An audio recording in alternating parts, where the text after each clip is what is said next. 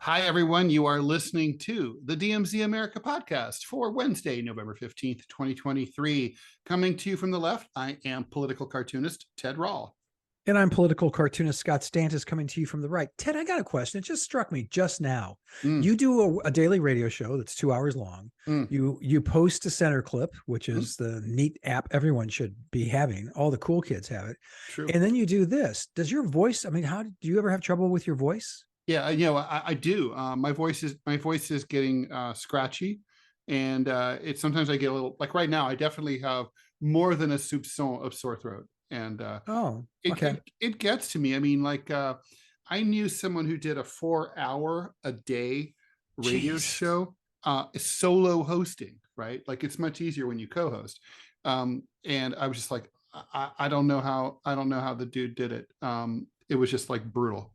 But I did a daily show for a while, afternoon drive time, 3 hours a day solo.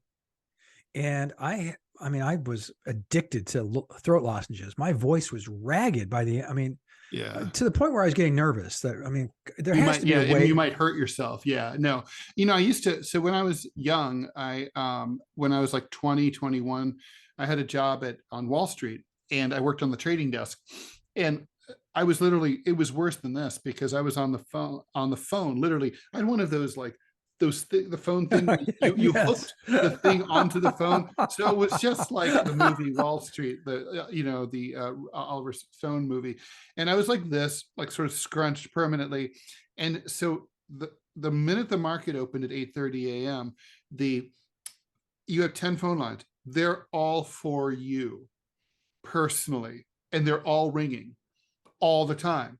So you're literally there at your desk until 4 o'clock in the afternoon when the market closed, and you're just talking.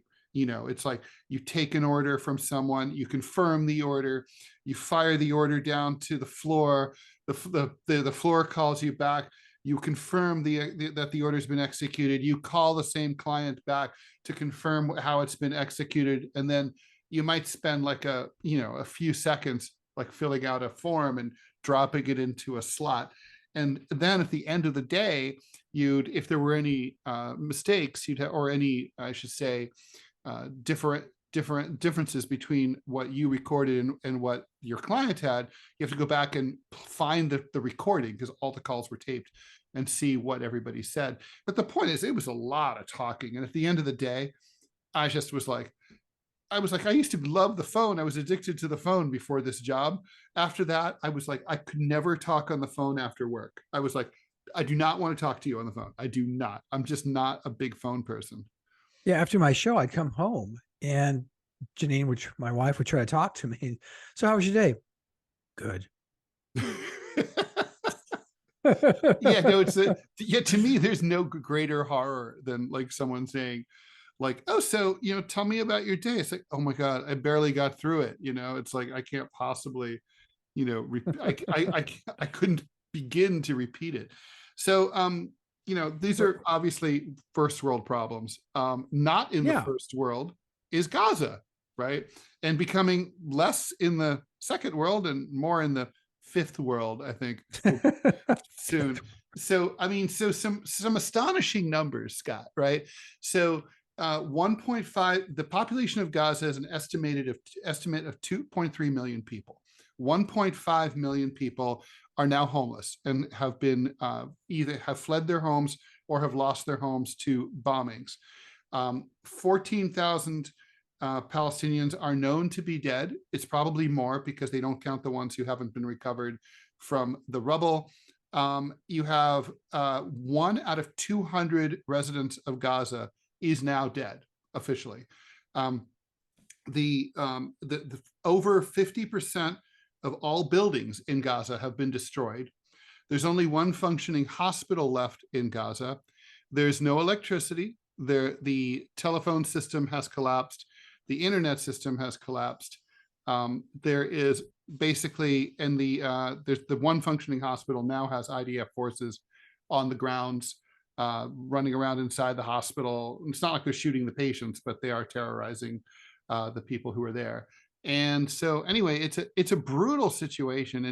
And you and I have had some dispute on Center Clip today over back and forth over this. I wanted to just sort of, so you, Scott, you should speak for yourself. You're very able to do so, as I know, for 30 plus years. So, what exactly is your beef with the phrase from the river to the sea, as it's expressed by people who oppose the Israeli action and support the liberation of the Palestinian people?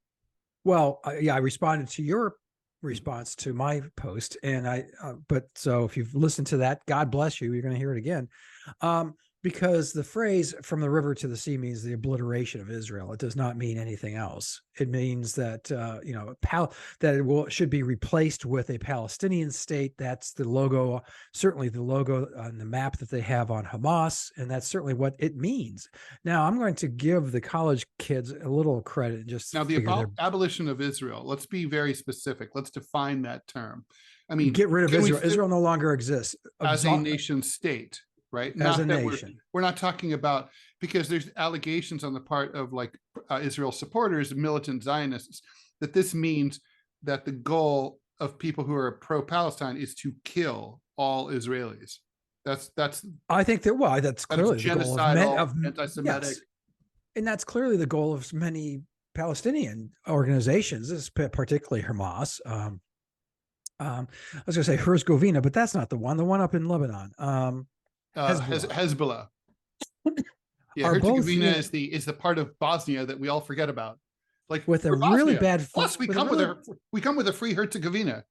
It sounds like a dessert, like some Serbian dessert, or a disease. Like, and by the way, the flag they came up with is not great. It's like a yellow triangle. It's just not a great. So okay, but back to the topic at hand. I'm a professional vexologist. So the Palestinian and when you say from the river, it's the River Jordan, to the sea, that means getting rid of Israel. Wait. But what's the rest of the phrase? Palestine will be free. Now, right. So to me, that means literally what the words say. Palestine will be free. It does not say we will kill all Jews. It does not, or any Jews. We will not. It doesn't say we will throw any Jews out. It doesn't say we won't live side by side in peace, in brotherhood with them. It doesn't say anything like that. It doesn't talk about camps or genocide or anti-Semitism. It absolutely alludes to that. It says we're going to obliterate the state of Israel, which, for better or for worse, is not a secular state, is a religious state, and that means getting rid of the Jews. Wait a minute. Like, okay, that would be, we got rid in 1776-ish of the British colonies. Okay, but it's not like that decision meant that all the people who lived here before 1776 were killed. They just lived in the same place under a new independent American government. Right, but that wasn't the religion. That doesn't have the religious overtones that this conflict has. We shared the same religion with the Episcopal Church was formed because we didn't want the king to be the head of. Palestinians, as you know, are Christian, Scott. A lot of them. No, I understand that, but that slogan from the river to the sea, if you're focusing on the slogan, Palestine will be free. It doesn't say we'll be Jew free. It says, of course it does. It says we're not going to have Israel. It says we're going to get rid of Israel. We're going to obliterate it, wipe it off the face. Well, you mentioned Bosnia. Bosnia is where part of Yugoslavia used to be. Well, I mean, Yugoslavia is no more, but right, the countries that composed it, like Croatia, Serbia, and Bosnia, those countries. I mean, the people are still there. The buildings are still there. The ones that Clinton didn't bomb. The land is still there. I mean, you know what I mean? I got to ask you, Ted, are you saying I hope you're not saying what I think you're saying is that you believe that by tomorrow, from the river to the sea, they give that land, they cede that land to Palestine, that the Jews and the people who participate in the Jewish state are just going to be fine, that they're just going to be folded into a happy little culture. I would not recommend an overnight transition because any kind of radical shift like this should take place over a certain period of time, although I wouldn't say like years and years. But the thing is, it all depends on who administers this, right? But it is possible. I mean, first of all, I also want to say that, like, there's the goal of a militant group like Hamas, or I should say the stated aims of a militant group like Hamas.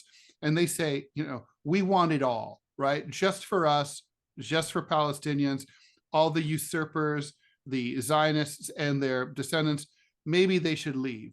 But the same thing is true about the militant Zionists too, right? Like the settler people, the radical right wingers who are part of Bibi Netanyahu's government. They also say, well, we want the whole thing, right? We want the Arabs out. Like, they shouldn't live here.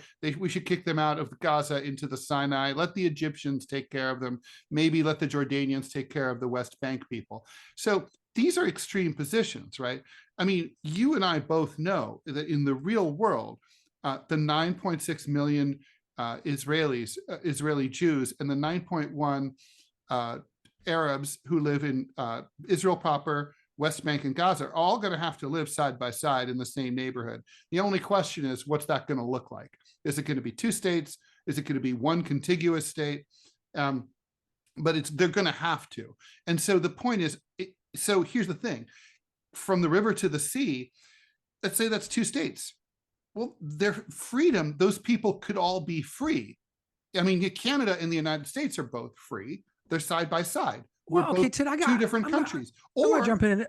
I think it's a negotiating position. I think it's like an extremist position. But like, when most people who are pro-Palestinian and who are protesting Israel's actions in the West, in Gaza, when they chant that, they do not mean that they want to see Jews in ovens. They're saying that, like, Palestine needs to be freed. Liberty, freedom, all the things that people everywhere in the world care about. That they should have that right. It is not an eliminationist slogan. It is I mean, I suppose it could be depending on the context of who's saying it, right? Like, if I say, "Oh my God, Scott, I'm so going to kill you," I'm joking.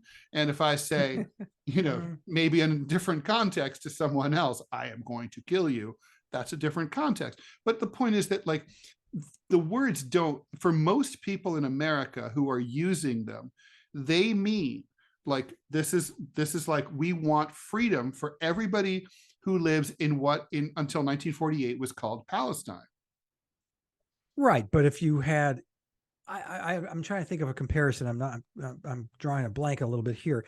The fact is, and where this phrase comes from, is from an anti-Israeli, get rid of the Jews, higher institution. It comes from Hamas. It comes from Hezbollah. Yeah, those are two different things. Get rid of Israel and get rid of the Jews are two different things. And, like, how is it different? I'm sorry.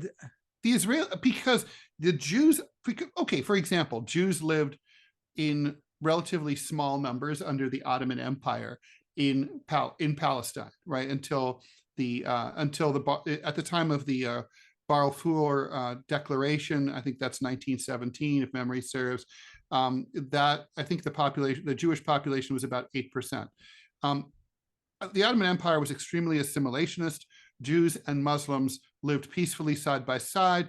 They did business together. They even intermarried. It was like, and by all accounts, it went okay, even though sometimes there were tensions. And then the Zionist settlements increased more and more. And there were some things got tenser and tenser, especially as it became very clear that the intent of the Zionist settlers was to take it all for themselves. They were like, at bare minimum, we are going to run this place, and maybe you guys won't be here at all. It'll just be us. And so, but the point is that, like, there were Jews there under Ottoman rule. So there was no state of Israel. You didn't need one. And I would argue Israel is an obsolete construct. It is a relic of the colonial era, when people would swoop into other parts of the world and say, "Hey, this should be ours," even though other people live here. Like King Leopold personally owning Congo. Personally, he wasn't like, even didn't belong to the Belgian kingdom. right? So I'm just saying it's a relic. I mean, it's like, why? I mean, I Well, it's and not why a put it relic. there? Why not take it? Like, if we need it because of European anti-Semitism, there needs to be a Jewish state. And the biggest thing, the worst thing that ever happened to the Jews was the Holocaust. Then, out of a lot of bad things that happened, why not hold the people responsible for the Holocaust accountable and carve out part of Germany for Israel? That's fascinating, because that was proposed early on, shortly after the war and after the atrocities of the Holocaust were being revealed to the world. That the southern part, if you look at Germany today, the southern part was carved out to Yeah, be that makes sense. to be a Jewish state. Actually, it makes more sense. It also means you wouldn't have your surrounding neighborhood absolutely hating you, as the Zionists who pushed hard for Israel to become the Jewish homeland. Yes. And I think having a Jewish homeland, particularly following the Holocaust, on the heels of centuries of persecution, of pogroms and persecutions and inquisitions, that I think that the existence of Israel is not from colonial as much as it's from historic. And the problem with it's having both. I mean, because I mean, let's face it, it didn't. Yeah, the idea, the Zionist Theodor Herzl, he a German Jew who like wrote the book suggesting this idea. He didn't really take seriously the fact that there were already people living there, a lot of them with their own culture. And it's like, you can't really say, like, what was it, a land without a people for a people without a land. There were, I mean, you can't possibly go to Israel, as I have, and think that was true, because there's so many old buildings there that predate like 1870 and Theodor Herzl, right? So I mean, they knew there was a rich and vibrant culture there before. No, there was no. I'm going to disagree with you on a historic moment there, because don't forget, the Ottomans had moved in and occupied it. Mhm. Were not beloved by people in the region, and then the British obviously beat the Ottomans, and so they took over that area After World War I. And that is that's who people like Menachem Begin and others were effectively terrorists against the British occupation of Palestine. Correct. Or Judea, or whatever you choose to call it. Here's ultimately what it comes down to. Israel has a right to exist. Their neighbors disagree vehemently and violently. I don't know. Does Syria have a right to exist? Serious question. I don't know that there's a historic precedent for it. Well, Syria there is, because they're obviously direct descendants of the Assyrians. Right. But does Jordan, does Lebanon, right to exist? Is there a second moral component to their right to exist? Right for any country to exist? There are some, yeah, I believe that there are, and I believe Israel fits into that. Why? I just mentioned it because of 6 million Jews. Because it was before, but very few Jews lived in Israel, in Palestine before 1917. I mean, there was enough, but in the fact of the matter is, 8% doesn't give you a country. Yeah, but there's 5,000 years of history that says that it is. But that's absurd. I mean, that's like, at that rate, then we have to give America back to the Native Americans. We stole it from them 500 years ago. There's some people who would advocate that. I wouldn't be one of them, but I mean, I mean, at that rate, did all the various Indian tribes have a right to exist who lived here before the Columbian conquest? Well, of course. Well, I don't think there's any. I think the right to exist isn't real. I think it's like people live in a place as long as they can keep other people out, and as soon as they can no longer keep other people out or prevent themselves from being killed, then they don't exist anymore. That's just how it is. Well, and we're also ignoring, and maybe that's we don't want to drag this segment on much further, and that's the Islamic. You want to drag? Okay, let's do drag. Let's do drag. I can go to jail for that here in Alabama, but Ted's safe there in New York. And that is the Islamic aspect of this as well. There is not a democratic Islamic state anywhere. They treat non-Muslims extremely poorly, to put it mildly. What do you mean So they? Which one? Who? I would say Islam. I mean, there's elements of Islam that, I mean, is there a secular Islamic State? There have been. They don't exist now. Afghanistan was one, of course, many years ago. Iran was one many years ago.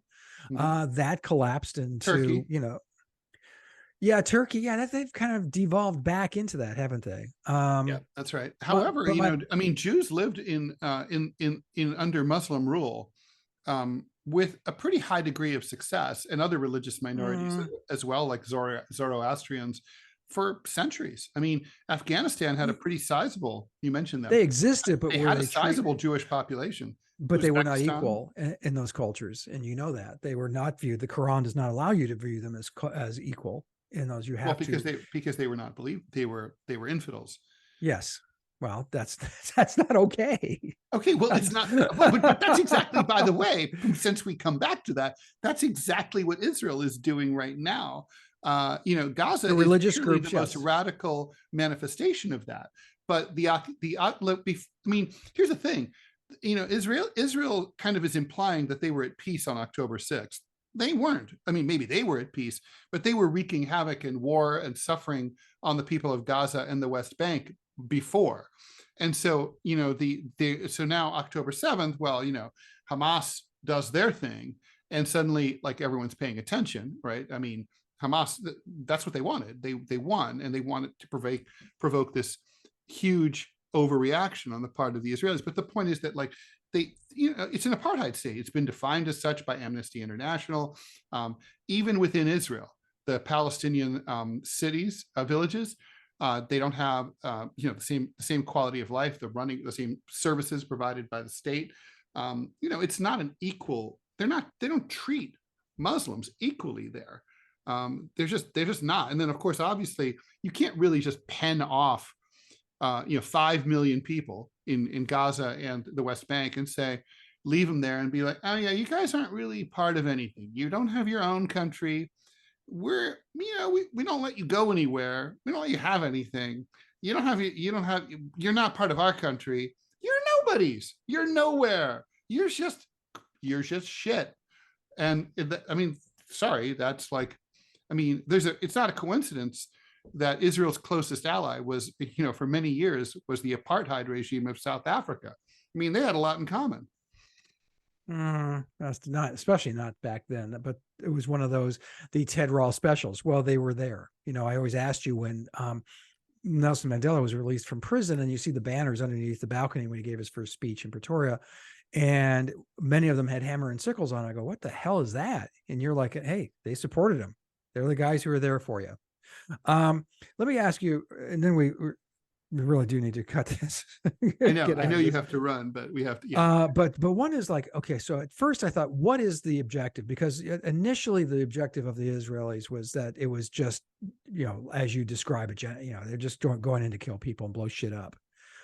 There seems to be an actual stratagem behind it now that's coming to the fore, and that is the hospital in South Gaza that they've just in the last 24 hours breached the perimeter and are going into.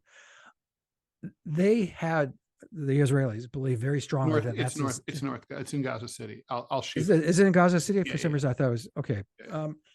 But they've gotten in there because they feel it's a command center for Hamas, and I think it may be because now Hamas is saying, "Hey, can you give us like a couple hours to don't shoot anybody, and we can get people out of the hospital."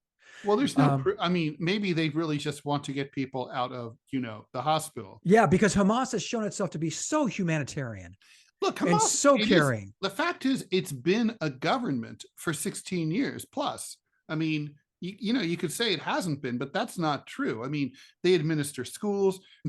they have free healthcare, something we don't have here in the United States. I mean, right, but at what cost? At what cost, Ted? Hamas has ruled that place in a way that you would despise. I didn't say. Well, I mean, what do you expect? Like it's wildly dysfunctional. They haven't been allowed to have a democracy there, right? I mean, shit. You're always allowed to have a democracy. That's like saying, I mean, under occupation and state terror. Are you kidding me? Like the Israelis gave literally $1 billion to Hamas to set them up. I mean, the Israelis can't really say, oh my God, where did these evil ISIS-like madmen come from? Oh, you know, you paid for them. You created them. Are you serious? Well, Like they had thank God the Mahmoud. United States has never done that. No, never. I mean, they had Mahmoud Abbas. And, I mean, look, I got to say, I do want to get back to, I mean, I think I know what they're up to. And first of all, there's an, if Hamas is using human shields and hospitals, that is a war crime, and that is not allowed. And not to, it's disreputable. If, by the way, the US and Israel have any evidence to that, they should probably present that evidence or expect nobody to believe them. So far, there's been no evidence whatsoever. I'm not saying it's not true or that is true. I don't know, but nobody knows because they haven't shown any evidence. And like, but I do think, you know, why have they destroyed and are they continuing to saturation bomb so much of this area, of this densely populated area? And I'm beginning to think their goal is to make it unlivable. Like you're going to have 2.3 million people in rubble. They will have no services. They will have no water, no food, no shelter, nothing.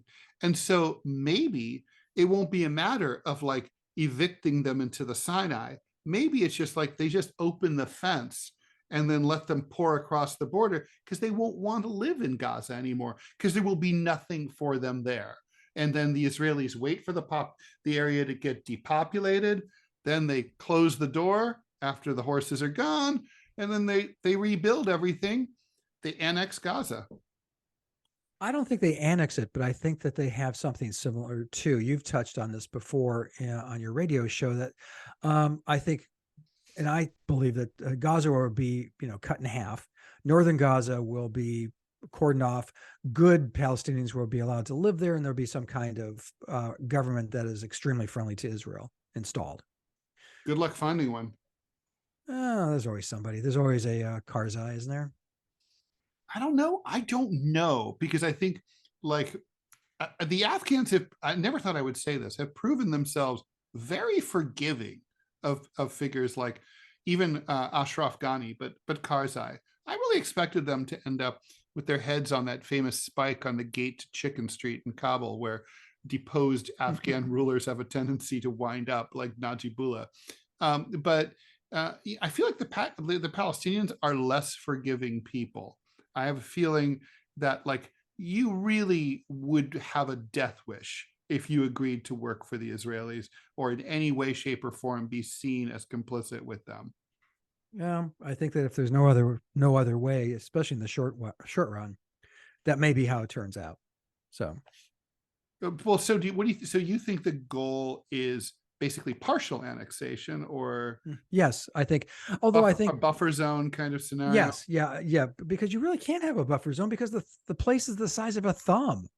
I mean, you know, how much buffer can you, if any reasonable buffer zone with the missile technology available, very easily available today, you wouldn't have a Gaza, period. Yeah, however, let's face it. I mean, come on, Hamas's rockets are bullshit. I mean, they kill like 3 people a year. It's not, but they still launch them every day. They still have Yeah, you live but in they're Israel. bullshit. They have You no have a accuracy. missile. It doesn't matter if it's bullshit. If they're launching missiles into Manhattan, Ted, you're not going to go, well, that's bullshit. I don't give a shit. Well, about but that's the that. thing. They're not. I mean, Hamas isn't launching missiles into Manhattan. Most of them are falling into people's because I mean, I've been to Israel.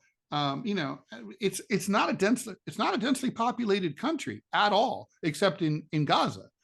And so, you know, I mean, it's lucky if they get it into Tel Aviv. Even Tel Aviv is a city for sure, but it's not even that densely populated either. You can't dismiss it like that. You just, okay. Well, you can because it's like these things are so ineffective that they're like an afterthought when you consider the overall death toll. There are more Israelis killed in self-radicalized random attacks from terrorists who like start stabbing people in Jerusalem every year. More Israelis die from those things or run over by taxis and stuff than, you know, on purpose, than ever are killed by these Hamas rockets. They're spectacular and it's a weapon of terror, but they're not effective. I mean, they're not a game changer for Hamas. They're not going to make anything, you know, they're not going to move any points on a map. Well, but I think they have in a weird way now. You're looking at what's happened, the October 7th attacks. I mean, that's all. I think there's a connective tissue that just goes back and back and back and back and back. And I asked you this before, and you did not answer one of our recent podcasts, and I'll ask you again, because somebody has to stand up and/or sit down, depending on how you want to couch this, and say, you know what, we've killed enough of each other. Can we talk? That's not going to happen from Israel's side until they feel they've wiped out Hamas and Hamas command and control in Gaza. So could you have a Mahatma Gandhi? But they've created more terrorists now than they ever had. I was going to ask that. Is there a possibility that there's an MLK or Mahatma Gandhi to arise from the Palestinian side? You had no peace. Fucking way. Because the situation is so radicalized. I mean, to put this into perspective, like, Gandhi's people weren't decimated like this. The Brits didn't kill 1 out of 200 Indians. I mean, okay, well, let me jump in and ask you about that too, by the way. Is that the numbers you say? And you said you can't trust the Israeli numbers, but the numbers you're spouting are coming from the Palestinians. The Washington Post. I know the Western media is stating these numbers, and the Western media has gotten so lazy and so bereft of staff to double check this stuff. These numbers, those numbers are low, Scott. I mean, are you kidding? I mean, how 1.5 homeless people out of a population of 2 million, Ted? That doesn't really add up. 14,000 dead. I mean, and I don't mean to dismiss. I think those numbers. Wait, let me finish real quick. I don't mean to dismiss the carnage that is being foisted on the residents of Gaza. I Scott, think that's wrong too. Compare with 9/11, right? Like, if the 9/11 attacks had happened a couple hours later in the middle of the workday instead of at before the beginning of the workday, there would have been as many as 50,000 people in the 2 World Trade Center, in the two buildings. Both buildings come down, 50,000 people gone. I mean, 50,000, 2 buildings. I mean, they're big buildings, but Gaza is densely populated. And so the Israelis have now destroyed over half the buildings. I mean, a lot of people are in those buildings. There were old people who couldn't be moved. There were people who could have been moved maybe if the power was still running, but the elevators don't work with no power, right? And there were people who are stubborn, who refused to leave. They don't think that the Israelis would let them come back. And there were people who were just, and the Israelis bombed the south, where they told Gazans to flee. They said, go this way, and then they bombed them as they were where they were fleeing. So, I mean, there's no safe zone. I would put serious coin that there's at least 50,000 Gazans dead already. I mean, the ones who are under the rubble. And the thing is, the Gazan Health Ministry, when they released the dead, the list of the dead, which is no longer being updated because the health ministry collapsed yesterday, so they're no longer able to function.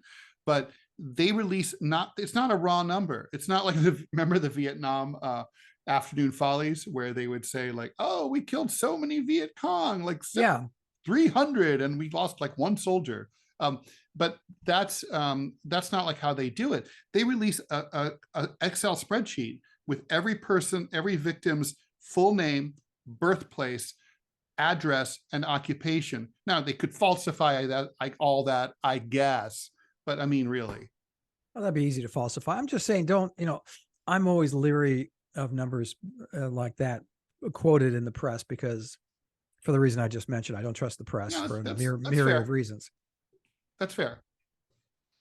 Okay, well, we're going to agree to disagree on this one. Yeah. No, it's as I knew we would. All right, so we're going to take a little break, and we'll come right back.